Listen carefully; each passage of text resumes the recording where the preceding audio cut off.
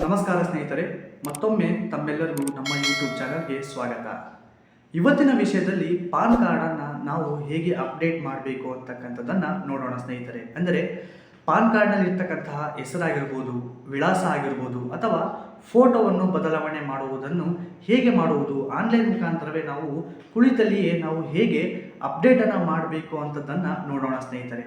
ವಿಷಯವನ್ನು ಶುರು ಮಾಡುವುದಕ್ಕಿಂತ ಮುಂಚೆ ನೀವಿನ್ನು ನಮ್ಮ ಚಾನಲ್ಗೆ ಸಬ್ಸ್ಕ್ರೈಬ್ ಆಗಿಲ್ಲ ಅಂತಂದರೆ ದಯಮಾಡಿ ನಮ್ಮ ಚಾನಲ್ನ ಸಬ್ಸ್ಕ್ರೈಬ್ ಮಾಡ್ಕೊಳ್ಳಿ ಮತ್ತು ಇವತ್ತಿನ ವಿಷಯ ನಮಗೆ ಇಷ್ಟವಾದಲ್ಲಿ ಲೈಕ್ ಮಾಡಿ ಶೇರ್ ಮಾಡುವುದನ್ನು ಮರೆಯಬೇಡಿ ಸ್ನೇಹಿತರೆ. ಓಕೆ, ಇವತ್ತಿನ ವಿಷಯಕ್ಕೆ ಬರೋಣ. ಹಾಗಾದರೆ ಪಾನ್ ಕಾರ್ಡನ್ನು ನಾವು ಹೇಗೆ ಅಪ್ಡೇಟ್ ಮಾಡುವುದು ಅಂತಕ್ಕಂಥದ್ದು.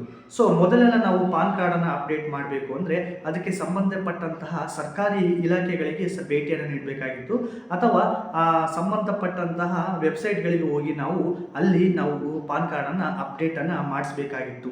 ಸೊ ಆದರೆ ಈಗ ತುಂಬ ಸುಲಭವಾಗಿದೆ ಸ್ನೇಹಿತರೆ. ನಾವು ಕುಳಿತಲ್ಲೇ ಮೊಬೈಲ್ನಲ್ಲೇ ಕುಳಿತು ಮೊಬೈಲ್ನಲ್ಲೇ ನಾವು ಪಾನ್ ಕಾರ್ಡನ್ನು ನಾವು ಯಾವ ರೀತಿ ಬೇಕೋ ಆ ರೀತಿ ನಾವು ಅಪ್ಡೇಟನ್ನು ಮಾಡ್ಕೊಳ್ಬೋದು ಸ್ನೇಹಿತರೆ. ಹಾಗಾದರೆ ಪಾನ್ ಕಾರ್ಡ್ ಅಂದರೆ ಏನು ಅಂತ ನೋಡೋಣ. ಮೊದಲಿಗೆ ಪಾನ್ ಕಾರ್ಡ್ ಅಂತಂದರೆ ಪರ್ಮನೆಂಟ್ ಅಕೌಂಟ್ ನಂಬರ್ ಅಂತ.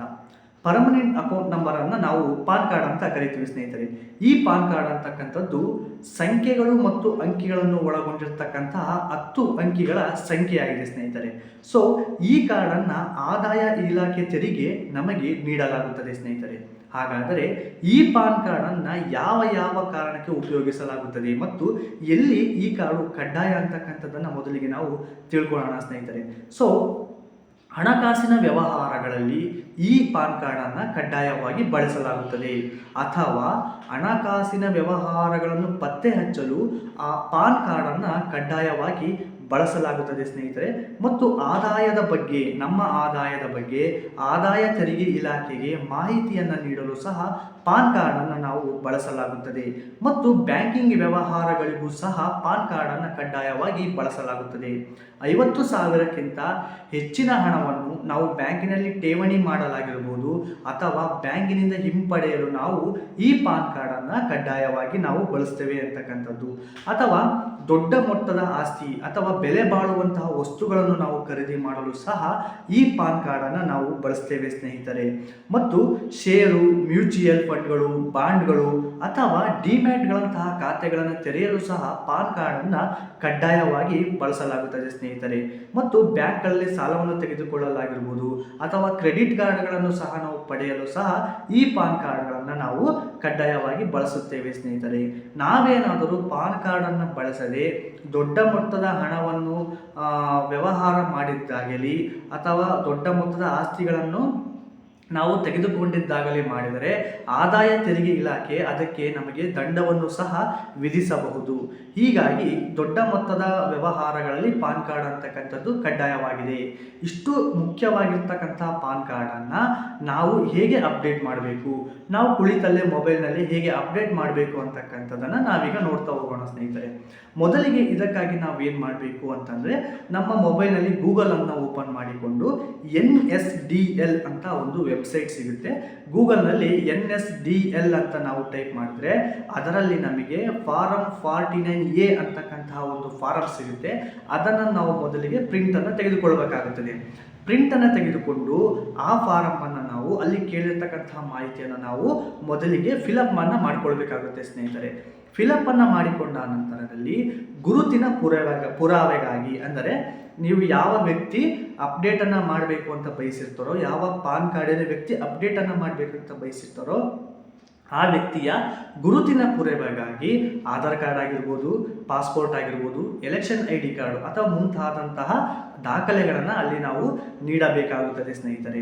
ನೆಕ್ಸ್ಟ್ ಅಡ್ರೆಸ್ಸನ್ನು ಪ್ರೂಫಿಗಾಗಿ, ಅಂದರೆ ವಿಳಾಸದ ಪುರಾವೆಗಾಗಿ ನಾವು ಸೇಮ್ ಆಧಾರ್ ಕಾರ್ಡು, ಪಾಸ್ಪೋರ್ಟ್ ಆಗಿರ್ಬೋದು, ಬರ್ತ್ ಸರ್ಟಿಫಿಕೇಟ್ ಆಗಿರ್ಬೋದು, TC ಆಗಿರ್ಬೋದು, ಇದರಲ್ಲಿ ಯಾವುದೇ ಒಂದು ದಾಖಲೆಯನ್ನು ನಾವು ಅಲ್ಲಿ ಅಪ್ಲೋಡ್ ಮಾಡಬೇಕಾಗುತ್ತದೆ. ಸೊ ಇಷ್ಟನ್ನು ಮಾಡಿಕೊಂಡಂಥ ನಂತರ ಮತ್ತೆ ನಾವು NSDL ವೆಬ್ಸೈಟ್ನಲ್ಲಿ ಹೋಗಿ ಪಾನ್ ಕಾರ್ಡ್ ಆನ್ಲೈನ್ ಅಪ್ಲಿಕೇಶನನ್ನು ನಾವು ಮೊದಲಿಗೆ ಕ್ಲಿಕ್ಕನ್ನು ಮಾಡಬೇಕಾಗುತ್ತೆ. ಸೊ ಅದನ್ನು ಕ್ಲಿಕ್ ಮಾಡಿದಂಥ ಸಂದರ್ಭದಲ್ಲಿ ಅಲ್ಲಿ ಅಪ್ಲಿಕೇಶನ್ ಟೈಪ್ ಅಂತಕ್ಕಂಥದ್ದು ಕೇಳುತ್ತೆ. ಅಲ್ಲಿ ನಾವು ಏನನ್ನು ಅಪ್ಡೇಟ್ ಮಾಡಬೇಕು ಅದರಲ್ಲಿ ಆಪ್ಷನ್ ಕೊಟ್ಟಿರ್ತಾರೆ. ಚೇಂಜ್ ಆರ್ ಕರೆಕ್ಷನ್ ಇನ್ ಎಕ್ಸಿಸ್ಟಿಂಗ್ ಪಾನ್ ಕಾರ್ಡ್ ಡಾಟಾ ಅಂತ ಒಂದು ಆಪ್ಷನನ್ನು ಕೇಳಲಾಗಿರ್ತದೆ. ಅದನ್ನು ನಾವು ಅಲ್ಲಿ ಸೆಲೆಕ್ಟನ್ನು ಮಾಡ್ಕೊಳ್ಬೇಕಾಗುತ್ತೆ ಸ್ನೇಹಿತರೆ. ಸೆಲೆಕ್ಟನ್ನು ಮಾಡ್ಕೊಂಡಂಥ ಸಂದರ್ಭದಲ್ಲಿ ಕೆಳಗಡೆ ಇನ್ನೊಂದು ಕೆಟಗರಿ ಅಂತ ಒಂದು ಆಪ್ಷನ್ ಕಾಣುತ್ತೆ. ಅಲ್ಲಿ ಹೋಗ್ಬಿಟ್ಟು ಇಂಡಿವಿಜುವಲ್ ಅಂತ ನಾವು ಸೆಲೆಕ್ಟ್ ಮಾಡ್ಕೋಬೇಕಾಗುತ್ತೆ ಸ್ನೇಹಿತರೆ. ಇಂಡಿವಿಜುವಲ್ ಅಂತ ಸೆಲೆಕ್ಟ್ ಮಾಡಿಕೊಂಡು ನಂತರದಲ್ಲಿ ಕೇಳಲಾಗಿರ್ತಕ್ಕಂಥ ಎಲ್ಲ ಮಾಹಿತಿಗಳನ್ನು ನಾವು ಅಲ್ಲಿ ಟೈಪ್ ಮಾಡಿ ಫಿಲಪ್ ಮಾಡಬೇಕಾಗುತ್ತೆ. ನಮೂದಿಸಿ ಕೆಳಗೆ ಕೇಳಿರ್ತಕ್ಕಂಥ ಕ್ಯಾಪ್ಚವನ್ನು ಸಹ ನಾವು ಎಂಟ್ರಿ ಮಾಡಿ ಸೇವನ್ನು ಕೊಡಬೇಕಾಗುತ್ತದೆ. ಸೇವನ್ನು ಕೊಟ್ಟಂತಹ ನಂತರದಲ್ಲಿ ನಿಮ್ಮ ಹೆಸರಿಗೆ ಅಲ್ಲಿ ಒಂದು ಟೋಕನ್ ನಂಬರ್ ಅಂತಕ್ಕಂಥದ್ದು ಕ್ರಿಯೇಟ್ ಆಗುತ್ತೆ ಸ್ನೇಹಿತರೆ. ಆ ಟೋಕನ್ ನಂಬರನ್ನು ನೀವು ಸೇವ್ ಮಾಡಿ ಇಟ್ಕೊಳ್ಬೇಕಾಗುತ್ತೆ. ಮುಂದಿನ ಒಂದು ಇದಕ್ಕಾಗಿ ಸ್ವಲ್ಪ ಟೋಕನ್ ನಂಬರನ್ನು ನೀವು ಸೇವ್ ಮಾಡಿ ಇಟ್ಕೊಳ್ಬೇಕಾಗುತ್ತೆ ಸ್ನೇಹಿತರೆ.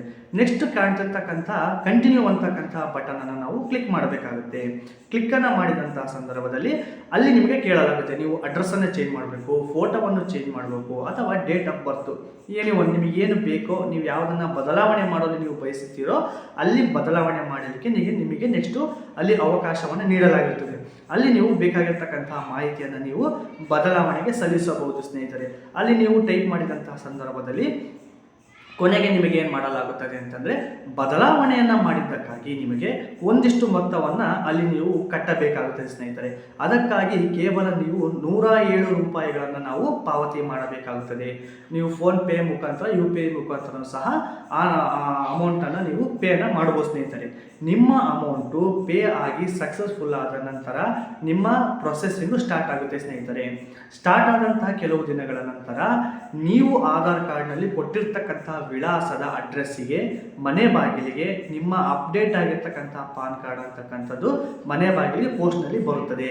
ಈ ರೀತಿಯಾಗಿ ನಾವು ಆನ್ಲೈನ್ ಮುಖಾಂತರ ಮನೆಯಲ್ಲಿ ಕುಳಿತು ನಮ್ಮ ಪಾನ್ ಕಾರ್ಡನ್ನು ನಾವು ತುಂಬ ಸುಲಭವಾಗಿ ಅಪ್ಡೇಟನ್ನು ಮಾಡ್ಕೊಳ್ಬೋದು ಸ್ನೇಹಿತರೆ. ನಂತರ ಕೆಳಗೆ ಅಲ್ಲಿ NSDLನಲ್ಲಿ ಇನ್ನೂ ಒಂದು ಸಹ ಆಪ್ಷನನ್ನು ಕೊಡಲಾಗಿರುತ್ತದೆ, ರೀಪ್ರಿಂಟ್ ಪಾನ್ ಕಾರ್ಡ್ ಅಂತ. ಅಂದರೆ ನಾವು ಆಧಾರ್ ಕಾರ್ಡನ್ನು ಹೇಗೆ ನೀವು ಆನ್ಲೈನ್ ಥ್ರೂನಲ್ಲಿ ಒರಿಜಿನಲ್ ಕಾರ್ಡನ್ನು ನೀವು ಹೇಗೆ ಪ್ರಿಂಟ್ ತಗೊಂಡಿರೋ ಅದೇ ರೀತಿಯಾಗಿ ರೀಪ್ರಿಂಟ್ ಪಾನ್ ಕಾರ್ಡ್ ಅಂತ ಇರುತ್ತೆ. ಅಲ್ಲಿ ಹೋಗ್ಬಿಟ್ಟು ನಿಮ್ಮ ಪಾನ್ ಕಾರ್ಡನ್ನು ನಮೂದಿ ಮಾಡಿ, ಕ್ಯಾಪ್ಚಾವನ್ನು ನಮೂದಿ ಮಾಡಿ, ಡೇಟ್ ಆಫ್ ಬರ್ತನ್ನು ನಮೂದಿ ಮಾಡಿದ ನಂತರ ಒಂದು ನಿಮಗೆ OTPಯನ್ನು ಕಳಿಸಲಾಗುತ್ತದೆ. ನಿಮ್ಮ ಮೊಬೈಲ್ ಸಂಖ್ಯೆಗಾಗಿರ್ಬೋದು ಅಥವಾ ನೀವು ನೀಡುವಂತಹ ಇಮೇಲ್ ಅಡ್ರೆಸ್ಸಿಗೆ ಒಂದು OTPಯನ್ನು ಕಳಿಸಲಾಗುತ್ತದೆ.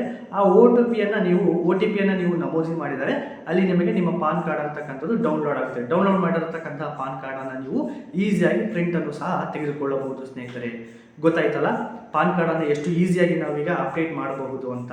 ಸೊ ಇವತ್ತಿನ ವಿಡಿಯೋ ನಿಮಗೆ ಇಷ್ಟವಾಗಿದ್ದಲ್ಲಿ ಲೈಕ್ ಮಾಡಿ ಮತ್ತು ನಿಮ್ಮ ಅನಿಸಿಕೆಗಳನ್ನು ಕಮೆಂಟ್ ಮಾಡೋದನ್ನು ಮರೆಯಬೇಡಿ ಸ್ನೇಹಿತರೆ. ನಮಸ್ಕಾರಗಳು.